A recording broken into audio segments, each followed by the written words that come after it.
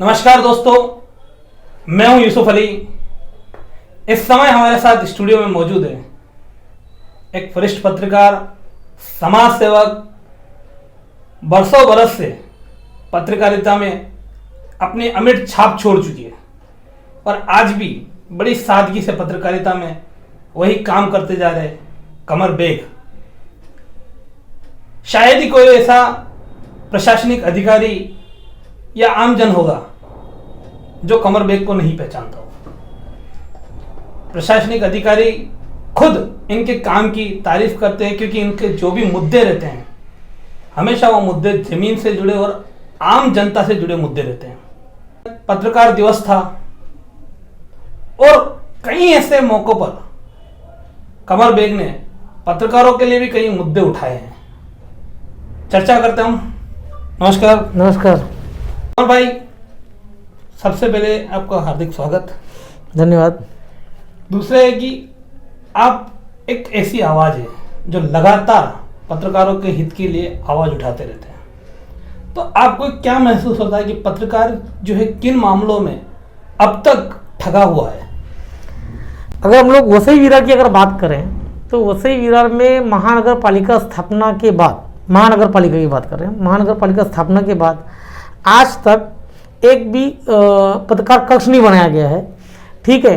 और जो यहाँ पे प्रामाणिक तौर पे जो लोग काम कर रहे हैं, विभिन्न चैनलों के, बड़े बड़े चैनलों के, बड़े बड़े पेपरों के, छोटे पेपरों के, सभी लोग जो काम कर रहे हैं, जो यहाँ के विकास में अपना अहम योगदान दे रहे हैं, जिसको सत्ता पक्ष भी मानता है, सामाजिक लोग भी मानते हैं, प्रशासनिक अधिकारी भी मानते हैं। ठीक है। जो काम कर रहे हैं उनको उनका हक नहीं दिया जा रहा है। उनको जो हक मिलना चाहिए उनको आज तक जो कक्ष नहीं बनाया गया, उनको जो सुविधाएं मिलनी चाहिए, उनको जो मेडिकल सुविधाएं मिलनी चाहिए अस्पतालों में, और अपना क्या बोलते हैं बसों में जो प्रवास के लिए जो उनको मुफ्त बस पास की सुविधा होनी चाहिए, वो सब कुछ नहीं दी गई है। और यहाँ पर जो मैराथन होती है उसमें जो है हिंदी प्रेस पत्रकारों को जो है प्रेस नोट उपलब्ध नहीं कराया जाता था हिंदी में, तो उसकी भी हमने लगातार मांग उठाई और उसके बाद जो है फिर हिंदी का प्रेस नोट दिया जाने लगा।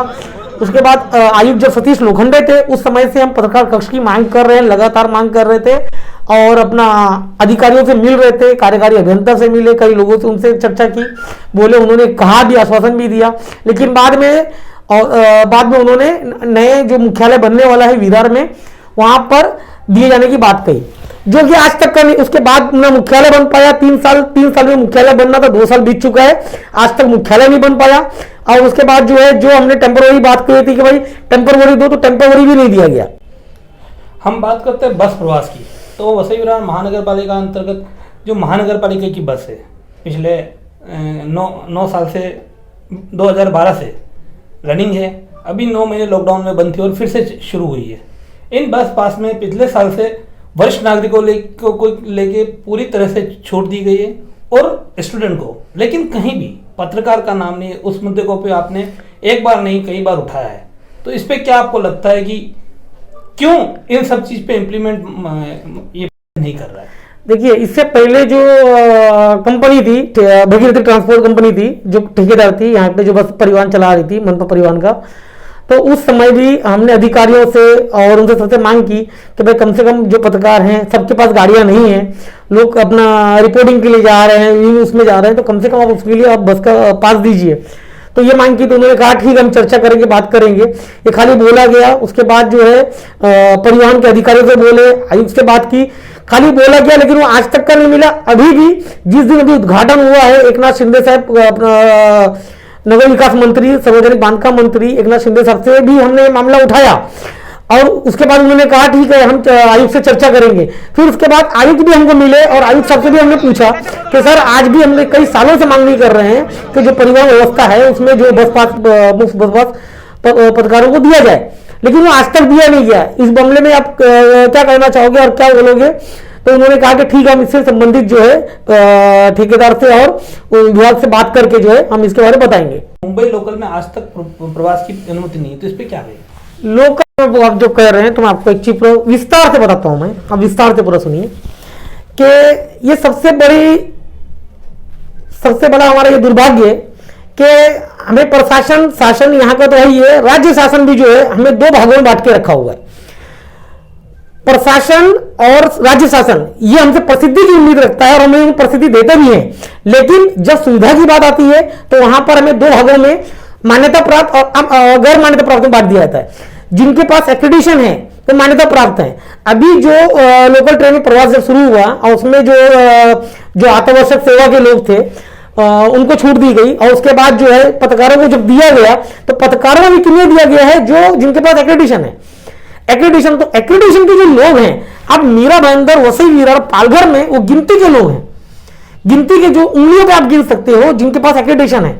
लेकिन ज्यादातर चाहे मुंबई की आप बात करें, मुंबई महानगर की बात करें, मीरा भाईंदर की बात करें या और महानगरों की बात करें, यहां पर जो पत्रकार काम कर रहे हैं, यहां जो प्रशासन को, सत्ता पक्ष को जो प्रसिद्धि दे रहे हैं वो गैर मान्यता प्राप्त है, उनके पास एक्रेडिशन नहीं है, समझे। तो ये हमने नहीं बांटा है ना हम आपस में वो नहीं है, लेकिन शासन प्रशासन और हमें ये जो है ना इस तरीके बांटा गया है।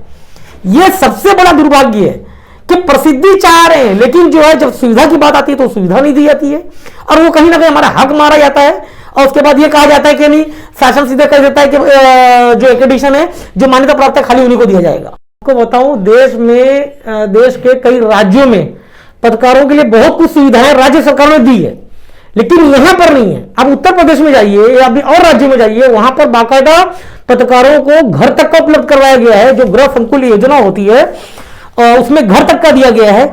यहां पर जो घर दिया जा रहा है वो घर सिर्फ मान्यता प्राप्त को दिया जा रहा है, वो भी मुख्यमंत्री कोटे से दिया जाता है, वो दिया जाता है। लेकिन जो वही हम कह रहे हैं कि जिनका एक्रेडिशन नहीं है, जिनकी मान्यता नहीं है, तो वो भी काम कर रहे हैं ना, प्रसिद्धि दे रहे हैं ना, शासन प्रशासन दे रहे हैं ना, तब उनको भी तो मान्य करो। अब मान्य करने के बाद जो योजनाएं होती है केंद्र शासन की, राज्य सरकार की विभिन्न योजनाएं होती हैं, उसमें पत्रकारों की भी योजनाएं हैं, तो उसके तहत तो कम से कम आप दो। आप जमीन उपलब्ध नहीं करवा रहे हो, जमीन उपलब्ध नहीं करवा रहे कि हम वहां पे कम से कम एक अपना कार्यालय बना सके, पत्रकारों के लिए वो नहीं है, घर की कोई सुविधा नहीं दी गई है। ठीक है, ये हालात है हमारे यहाँ भी। यहाँ पर आपको बताऊं कि कुछ साल पहले यहाँ के एक माजी नगर सेवक है और अपना क्या नाम है, सामाजिक कार्यकर्ता भी है, उन्होंने मुद्दा उठाया था। उन्होंने बताया था कि यहाँ पे एक रिजर्वेशन है, ठीक है, रिजर्वेशन है तो वहां पर कम से कम दिया जा सकता है, वहां पर आप घर बनाने के लिए अब जगह दी जाती है, लेकिन वो आज तक नहीं दिया गया। इस पर कोई पहल नहीं करती है। आपको बताएं कि महानगर पालिका स्थापना के बाद से लगातार हमने मांग की कि पीआरओ की नियुक्ति की जाए। पीआरओ जो होता है वो मास मीडिया किया हुआ होता है। अब कहीं भी किसी भी क्षेत्र में देखिए, किसी भी सरकारी क्षेत्र में देखिए, वो पीआरओ अपना मास मीडिया किया होता है, लेकिन हमारे यहाँ पर जो है आज तक पीआरओ की नियुक्ति नहीं की गई। मांग करते करते लगातार मांग करते उसके बाद जो है अभी टेम्पोररी एक को बढ़ाया गया है, लेकिन वो सिर्फ कोरोना का अपडेट दे रहा है। आप ये बताइए कि हम दुनिया के मामले उठा रहे हैं, हम अपने क्षेत्र के मामले उठा रहे हैं, हम कर्मचारी, महानगर पालिका कर्मचारी के मुद्दे उठा रहे हैं, हम तो जो नेता हैं उनके मुद्दे उठा रहे हैं, उनकी समस्याएं ले रहे हैं, उनकी समस्या को लेकर लड़ रहे हैं, लेकिन हमारा मुद्दे कौन सुनेगा? हमारी जो तकलीफ है वो कौन सुनेगा? तो इसके आगे हमको और क्या इस तरह से करना चाहिए? क्या आपको नहीं लगता कि पत्रकारों को संगठित होना चाहिए? और कहीं ना कहीं पत्रकारिता में भी आज के टाइम में लांछन भी बहुत लगते चले जा रहे हैं। पत्रकारिता कुछ, मैं ये नहीं कहूँगा कि हर एक पत्रकार गलत है या हर एक पत्रकार सही है, लेकिन कुछ इस तरह से लोगों की कार्यशैली हो गई, उसको लेकर भी हम घेरे में आते हैं। उसके बारे में आपकी क्या राय है? इस बारे में से एक ही बात कहूंगा कि महानगर पालिका की डायरी निकलती है, डायरी में जिनकी नियुक्ति है, जिनका नियुक्ति पत्र है, उनका डायरी में नाम होता है, ठीक है। ऐसे ही जिलाधिकारी में वहां पर जो पीआरओ होते हैं, वहां पर भी जो है अपना नियुक्ति पत्र दिया जाता है और वहां से पूरी आधिकारिक इंफॉर्मेशन जो जानकारी होती है वो दी जाती है। तो आप कम से कम उनको तो मानो, जो ये लोग हैं जिनका नियुक्ति किया गया है, जो घटना दुर्घटना की कवरेज कर रहे हैं, जो यहाँ की समस्यात्मक खबरों को उठा रहे हैं, जो यहाँ के विकास में यहाँ की कमियों और खामियों को मुद्दा उठा रहे हैं, तो कम से कम आप ये जो पत्रकार जो हैं, कम से कम आप इनको तो मानो। डायरी में नाम लिख रहे हो, हर एक चीज वो कर रहे हो, लेकिन जब सुविधा और हक देने की बात आती है तो उसको आप पीछे हट रहे हो, वो दी नहीं जा रही है आज तक। लॉकडाउन के बारे में आपको बताएं कि लॉकडाउन में क्या हालात थे सबने देखा है, लेकिन आपको कोई किसी ने भी, सत्ता पक्ष की हम बात कर रहे हैं या और अपना उनकी बात कर रहे हैं, किसी ने, कुछ सामाजिक संगठनों ने जो मदद की, आर्थिक मदद की या राशन वगैरह जो दिया गया, ठीक है, उसके अलावा किसी ने भी नहीं दिया। क्या उनकी जवाबदारी नहीं बनती है? मतलब आप बड़े बड़े मंच के ऊपर खड़े होकर आप ये बोलोगे कि विकास में आपका योगदान है, खाली सिर्फ घोषणाबाजी करोगे, हक की बात आती है तो हक क्यों नहीं देते हो? कहीं कोई जो उनको आर्थिक मदद पहुंचनी चाहिए वो नहीं मिलती है। जो लॉकडाउन में जो हालात थे सबने देखा है, वो हालात में उनको मदद मिलनी चाहिए तो कोई मदद नहीं पहुंचाई गई। जो लोग आज की तारीख में जैसे आप कहीं जाते हैं तो बहुत से लोग करते हैं कौन से पेपर से है क्या है, और पेपरों को जो लोग जो कम आंकते हैं, जो छोटे पेपर है बड़े पेपर है, आपको एक चीज बता दूं कि साप्ताहिक पेपर हो, पाक्षिक पेपर हो, दैनिक पेपर हो या बड़े से बड़ा न्यूज चैनल हो, इसके जो पत्रकार होते हैं इनको सबको एक समान अधिकार होता है। कहीं भी प्रेस कॉन्फ्रेंस हो या व्यक्तिगत भी अगर वो कहीं जा रहा है तो सवाल पूछने का अधिकार हर एक छोटे और बड़े पत्रकार को होता है, ठीक है। और उसकी कलम में उतनी ताकत होनी चाहिए कि वो संपूर्ण डिटेल में पूरी कहानी जो स्टोरी होती है उसको लिख सके, उसको शासन प्रशासन तक पहुंचा सके। तो ये चीज आप ये जो आंकते हैं ये चीज गलत होता है कि ये छोटा पेपर है। पेपर सबके अपने एक अधिकार होते हैं और सब पेपर अपने आप में एक अपना ताकत रखते हैं। आपको बताऊं कि साप्ताहिक पेपरों की अगर जो बात करते हैं, देश की जो आजादी मिली है उस आजादी में समाचार पत्रों का एक बहुत बड़ा योगदान था। कोलकाता पहले राजधानी हुआ करती थी, देश की राजधानी हुआ करती थी, और वहां पर पहला जो अखबार निकला है जिसके संपादक थे पंडित जुगल किशोर शुक्ला, और पहला जो समाचार पत्र था उसका नाम था उदय मार्तन। उसकी खूब एक बहुत बड़ी भूमिका थी, ठीक है। वो जो अंग्रेज शासन थे, अंग्रेज शासन की जो दमनकारी नीति थी उसकी वो आलोचना करते थे। उस आलोचना उसके अलावा जो लोगों तक जो बातें पहुंचाने के लिए शुरुआत की थी, और ऐसे कई समाचार पत्र निकले, कई समाचार पत्र बंद हो गए। कारण यह था कि उस जो पत्रकार जो होता है उस समय जो पत्रकारिता लोग करते थे तो वो कोई उद्योगपति नहीं थे, ठीक है। और उस समय जैसे आज के जो कमर्शियल मीडिया है तो उनके पास एक पूरा बाजार है जहां तक उनको विज्ञापन मिलता है। पहले ये हालात नहीं थे, ना विज्ञापन मिलता था, अंग्रेजों का शासन काल था। तो ऐसे में कैसे कैसे करके वो खबरें इकट्ठा भी करते थे। खबरें करने के बाद फिर उसके बाद जो है वो खुद ही पेपर में जो उस समय की जो प्रक्रिया थी फिर वो खुद ही पेपर को निकाल के बांटा करते थे। ये हालात थे। तो ऐसे में आजादी दिलाने में लोगों तक अपनी बात पहुंचाने के लिए समाचार पत्रों ने बहुत बड़ी भूमिका निभाई थी। तो इससे ना कम ना समझा जाए, समाचार पत्रों को कम ना समझा जाए कि एक साप्ताहिक पेपर है। हर एक साप्ताहिक पेपर हो, दैनिक पेपर हो, हर पेपर की अपनी एक महत्व होता है और वो अपना काम कर रहे हैं। और एक चीज मैं कहना चाहूंगा, यूट्यूब चैनल की बात कर रहे हैं। यूट्यूब चैनल पर आज की तारीख में हमारे जो बड़े बड़े मीडिया के जो दिग्गज कहा जाते थे, आज की तारीख में वो यूट्यूब पे आ गए हो चुके हैं।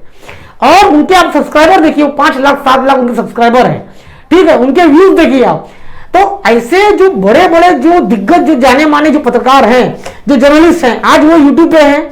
और यूट्यूब पे बाकायदा उनको अभी मैंने बीच में देखा है हमारे यहाँ के पर्यावरण जो मंत्री हैं उन्होंने उनको इंटरव्यू दिया और बाकायदा उन्होंने पूरा अपना कोरोना काल में क्या क्या शासन कर रहा है उसका उन्होंने पूरा दिखाया, आधे घंटे का इंटरव्यू, और उसको लाखों लोगों ने देखा। तो आप किसी की महत्वता का कम मत करिए। हर एक उसका जो है अपना महत्व है, उसमें लोग किस तरीके से काम करें वो चीज देखिए। और आज शासन प्रशासन को और केंद्र शासन को, राज्य शासन को कहीं ना कहीं इसके ऊपर एक नया पॉलिसी बनाने के ऊपर दबाव दिया जा रहा है, मांग उठाई जा रही है कि इसके ऊपर सोशल मीडिया पर और उसके बाद जो यूट्यूब चैनल पर इस पर भी इनको क्या सुविधाएं मिलनी चाहिए उसके ऊपर काम किया जाना चाहिए। तो आज के लिए बस इतना ही। बने रहिए हमारे साथ। धन्यवाद कमल जी। धन्यवाद।